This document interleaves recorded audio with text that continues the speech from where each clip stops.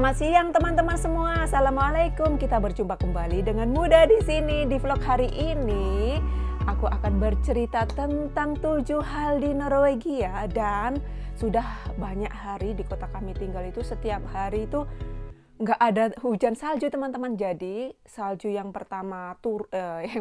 terakhir turun itu setiap hari meleleh. Suhunya itu 4 derajat, 3 derajat, dan hari ini suhunya 1 derajat Celcius, kadang -1, -2. Jadi itu panas-panas dingin, walaupun panas-panas dingin itu nggak perlu obat karena nggak sakit. Tapi ini winternya itu musim saljunya belum habis teman-teman. Kedepannya itu saljunya masih akan datang. Bagaimana kabarnya teman-teman semua? Ayo teman-teman, kita cerita online bersama-sama. Sebelum kita lanjut cerita, kami ucapkan terima kasih banyak buat teman-teman semua dimanapun berada yang sudah mensupport, sudah mengikuti dari awal sampai sekarang. Semoga vlognya bermanfaat dan juga menghibur. Ayo langsung saja ke cerita.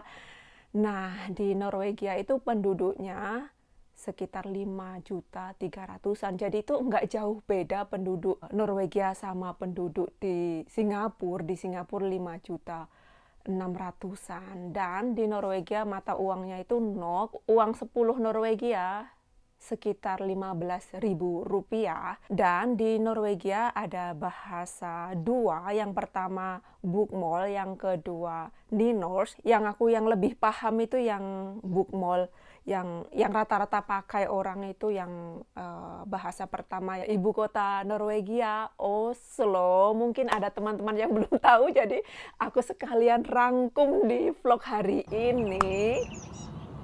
Negara Norwegia itu bertetanggaan dekat dengan negara Swedia, Finlandia, Denmark, dan juga Rusia. Tapi yang paling dekat ke Rusia itu di ujung utaranya Norwegia. Yang di sebelahnya Norwegia itu bertetanggaan dengan lautan. Jadi itu yang paling dekat itu nggak nyebrang laut itu ke Swedia.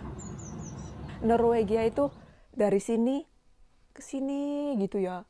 Panjang sekali, kecil tapi panjang sekali. Jadi yang di sebelah sana itu, yang paling mentok di sana itu tetanggaan sama Rusia. Nah, tadi kita sudah membahas yang pertama tentang Norwegia. Sekarang kita menuju yang kedua. Yang kedua ini tentang perjalanan. Jadi dari kota Oslo, ibu kota Norwegia, naik mobil ke sebelah selatan yang paling mentok ya. Itu naik mobil sekitar 5-6 jam satu kali jalan. Nggak tahu ya kalau naik pesawat, aku belum pernah. Aku sudah pernah ke sana sama keluarga besar. Dulu pernah cuman kita bertiga waktu Aldo kecil ke sana. Kan di sana safarinya Norwegia ada di sebelah sana teman-teman. Aku ke sana 2 kali, Aldo 3 kali. Aldo sama teman-temannya sama gurunya gitu. Dan dari ibu kota Norwegia Oslo ke di sebelah utara sana, kalau naik mobil, aku juga belum pernah naik mobil ke sana. Sekitar 1 hari 4 jam. Tergantung nyetirnya itu ya, mau berhenti berapa kali. Ada yang 1 hari 7 jam ada. Dulu kita liburan, sebenarnya itu kalau lurus gitu ya, cuman 3 jam saja, karena ngambil video-video menjadi 9 jam. Jadi tergantung orangnya mau gimana di perjalanan. Sekarang yang ketiga, karena dari kota satu ke kota lain di Norwegia itu saking jauhnya ya. Tempat populer di Norwegia yang melihat itu aurora itu ya. Di kota kami nggak ada teman-teman aurora. Ada teman-teman tanya, "Mbak lihat aurora?" Di kota kami nggak ada teman-teman. Juga aku sudah bilang di vlog sebelumnya, di kota kami itu nggak ada. Ada zaman dulu waktu suami masih remaja. Sampai sekarang itu, waktu itu kita nyari ke hutan 1 jam dari sini, dari kota kami tinggal, malam-malam ya Allah ke gunung sendirian, nggak ketemu. Diramalkan itu ada, tapi juga nggak ada. Jadi di Norwegia tempat aurora yang paling banyak itu di sebelah utara Norwegia, dan itu jauh sekali. Seumpamanya ya, kita mau pergi ke sana, ke tempat sebelah utara Norwegia, itu seperti kita mau pergi ke kota Palermo di negara Italia, bener. Jadi itu pergi ke sana, ke ujung Norwegia, terus pergi ke negara Italia yang paling ujung di Palermo sana itu sama. Dan lebih murah ke Italia daripada ke negara sendiri tiketnya. Dan dari kota kami tinggal ke tempat populer di kota Tromsø itu banyak aurora teman-teman. Naik mobil dari kota kami ke sana itu sekitar 1 hari. Ya itu tadi tergantung orangnya nyetirnya itu tadi. Kalau naik pesawat sekitar 2 jam 1 jalan saja. Jadi itu seperti dari Jakarta ke Singapura. Jadi tempat turis, tempat rekreasi buat mingguan yang paling dekat dari kota kami tinggal, yaitu tadi ibu kota. Di kota kami juga ada teman-teman, di kota sebelah juga ada. Tapi itu tadi di Norwegia itu tempat liburan buat mingguan, buat harian, buat turis, itu sama saja alami, nggak ada dekorasi, di pernik-pernik, itu nggak ada, alami. Ya seperti di video-video waktu kita jalan-jalan ke hutan, jalan-jalan ke kota sebelah, kemana, ya seperti itu. View-nya alam, pegunungan, pohon. Sebelum kita lanjut membahas tentang Norwegia di online, aku minta maaf jika vlog hari ini ada kata-kataku yang salah, kalimat aku amburadul, aku minta maaf. Hari ini sekalian aku mau bertanya lewat online kepada teman-teman semua. Teman-teman mau pengen melihat apa di negara Norwegia? Pegunungan yang penuh salju, atau luasnya pohon pinus, atau juga pengen melihat banyaknya rusa kutub, melihat aurora, mungkin juga pengen melihat kota lain di Norwegia. Silahkan teman-teman komen, nanti aku baca. Sekarang kita ke nomor yang keempat, ini masih membahas tentang perjalanan ya. Dari ibu kota ke kota besar di Norwegia, di kota Bergen itu juga jauh sekali teman-teman. Makanya aku bilang di judulnya nggak terjangkau, karena kita nggak bisa langsung pergi gitu. Apalagi aku kan tinggal di sini, jadi itu aku bukan di Norwegia itu bukan liburan tapi tinggal ngurus anak, ngurus suami, rumah. Jadi itu kalau kita mau ke kota lain yang populer di Norwegia itu kita butuh waktu, butuh apa itu namanya, rencana dulu, karena suami kerja, anak sekolah, nggak bisa pergi ke sana nggak bisa, karena kan aku di sini bukan holiday karena tapi tinggal. Dari ibu kota Norwegia ke kota Bergen itu naik mobil itu sekitar 7 sampai 8 jam satu saja. Kami pernah ke sana waktu sebelum aku nyemplung di YouTube 2 kali. Di kota Bergen itu hujan teman-teman, banyak hujannya bagi aku, tapi ya musim panas juga hujan gitu. Jadi waktu ke sana musim panas itu kita camping, tidur di hutan, hujan, basah semua. Kota Bergen ini salah satu destinasi perwisataan di negara Norwegia. Kalau kita ke sana dari ibu kota ke kota Bergen ini ditempuh itu jauhnya itu seperti kita mau pergi ke ibu kota di negara Denmark. Dulu kita pernah ke sana waktu sebelum aku jadi YouTuber, dan kami juga pernah pergi ke ujungnya Denmark. Jauh sekali, padahal itu kalau ada jembatan itu dari Norwegia dekat, karena ujungnya Denmark itu nggak ada jembatan, jadi kita muter. Jadi kalau kita mau lihat aurora itu lebih jauh, malah lebih dekat itu pergi ke kota kecil di kota populer juga sih, tapi bukan ibu kota di negara sebelah di Swedia. Cuman 3-4 jam teman-teman. Di situ itu orang Norwegia sering ke situ. Sekarang kita menuju yang kelima. Yang kelima ini juga tempat populernya orang Norwegia.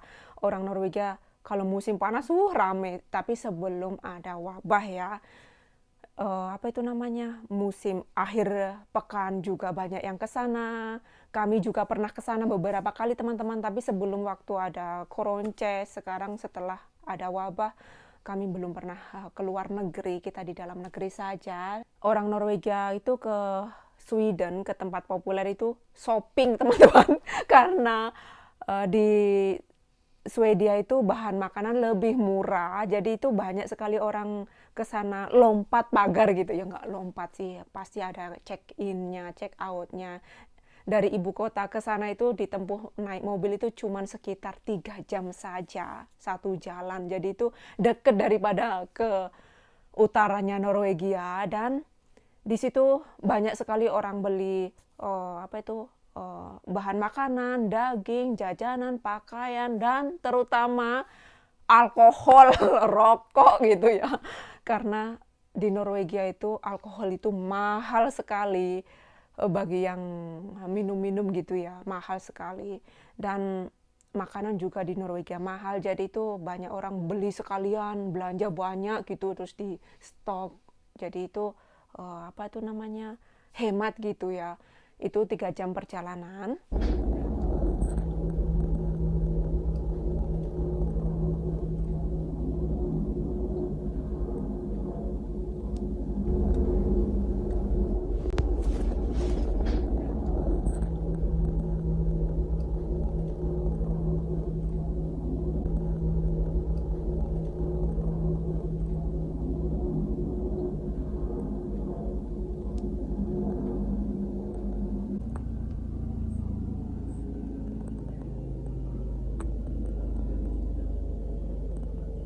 Sekarang kita menuju yang keenam. Yang keenam ini kita membahas tentang jauhnya Norwegia. Karena hari ini aku membahas tentang tempat-tempat Norwegia yang tidak bisa dijangkau setiap hari, setiap minggu gitu. Jadi itu hari ini aku membahasnya itu tadi perjalanan dari selatannya Norwegia, ujung selatannya Norwegia sampai ujung utaranya Norwegia itu kalau ditempuh pakai mobil itu 24 jam, punjul 9 jam atau 10 jam atau 8 jam atau 7 jam itu tadi teman-teman, tergantung orangnya yang nyetir ya. Tapi kalau ditempuh sama pesawat itu sekitar 9 jam dari sana sampai ke sana, sekitar 9 sampai 10 jam. Dan itu tuh sekitar berhenti 2 atau tadi aku sudah cek nggak ada langsung teman-teman, juga aku belum pernah ke dari sana ke sana, itu belum pernah. Jadi aku tadi ngecek di pesawat-pesawat gitu, mandek 2 tempat transit gitu ya. Dan itu belum check in kan minimal 2 jam ya nunggu sebelum pesawat terbang. Nanti dari rumah kami ke airport itu sekitar 2 jaman teman-teman. Sebelum kita berangkat ke airport minimal 2 jam ya. Terus berangkat 2 jam, 4 jam. Terus nunggu check in, terus nunggu 2 jam, 6 jam. Itu tadi makanya aku nggak bisa pergi begitu saja teman-teman, nggak bisa. Jadi itu kalau teman-teman pengen melihat Norwegia, tempat-tempat turis, tempat-tempat populer, kota-kota yang jauh dari kota kami tinggal itu nunggu sabar gitu. Jadi sabar ya teman-teman. Mudah-mudahan kami, terutama aku, soalnya aku yang ngambil video. Mudah-mudahan kami sekeluarga diberikan kesehatan, murah rezeki, dan kita bisa melihat Norwegia. Amin ya Allah. Dan kalau ditempuh dengan perjalanan pesawat dari Sabang sampai Merauke-nya Norwegia, dari ujung selatan sampai mentok ujung utara, itu kalau dirupiahin sekitar 11 juta orang satu pulang pergi. Sekarang kita menuju yang terakhir, yang ke-7. Jadi kalau kita liburan dari sebelah selatan Norwegia sampai ke sebelah utara Norwegia itu lebih jauh dan lebih mahal teman-teman. Lebih murah itu malah ke luar negeri, seperti mau ke negara Spanyol.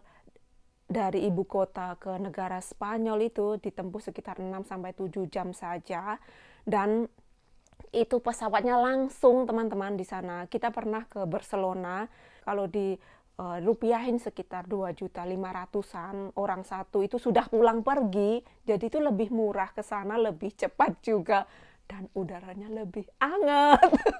ujung utaranya Norwegia itu minus, pokoknya dingin sekali. Dan juga lebih dekat dari Oslo ke negara Italia, ke Pisa, itu tempat-tempat populer itu, malah lebih dekat, juga lebih lumayan murah. Kalau ditempuh naik pesawat 6-7 jam, itu juga langsung teman-teman. Karena di sana kan kota besar, juga lebih besar, Spanyol lebih besar, orangnya lebih besar, orangnya lebih banyak, maksud aku negaranya lebih banyak penduduknya. Kalau di Norwegia kan penduduknya cuma 5 juta saja. Jadi itu ke sana itu lebih cepat dan lebih murah gitu. Dan harga tiket ini setiap jam, setiap menit itu naik turun teman-teman, nggak bisa dipastikan. Akhirnya kita sudah di penghujung cerita. Itu tadi kita bercerita online tentang tempat-tempat di Norwegia. Semoga bermanfaat. Kita cerita lagi ya ke depannya ya. Terima kasih buat teman-teman semua sudah menonton vlog Moda Norway.